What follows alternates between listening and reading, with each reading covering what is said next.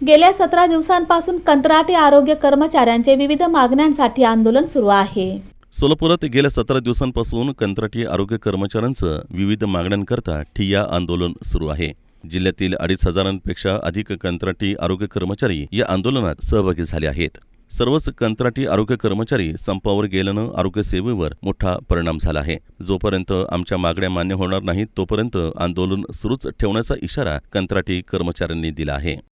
आमची मागणी समायोजनाची आहे। समायोजनाबरोबर ज्या आमच्या 18 मागण्या आहेत, जी लॉयल्टी बोनस, पुन्हा वेतन वाढचे सुसूत्रीकरण, नवीन लोकांना आणि जुन्या लोकांमध्ये जे वेतनामध्ये तफावत आहेत त्या तफावती दूर करण्यासाठी, कारण आम्ही आज 17 वर्ष झालं काम करतो आहेत। आम्ही सुरुवातीला 6,000 पासून चालू झालो आणि आता आमच्या बरोबरची जी भगिनी काम करते तीच आज 18 वर्षानंतर आता सुरुवातीला काम करते, ती आमच्यापेक्षा जास्त पगार घेते आणि आम्ही 17 वर्ष राहूनसुद्धा तिच्यापेक्षा 2 पटीने आमचा पगार कमी आहे। त्या वेतनातली सुसूत्रीकरण करणं हे शासनाकडे मागणी आहे। आणि आमच्या ज्या महिला आहेत त्या सगळ्या लोकांना, महिला असो, अधिकारी, कंत्राटी अधिकारी, कर्मचारी कोणी असो, प्रत्येकाला विमा कवच ही योजना असावी।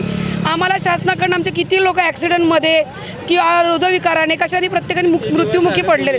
12/12/12 या दिवशी आपले आत्ताचे सध्याचे माननीय मुख्यमंत्री फडणवीस साहेबांनी आम्हाला, जेव्हा त्यांची सत्ता नव्हती त्यावेळेस त्यांनी आम्हाला आश्वासन दिलं।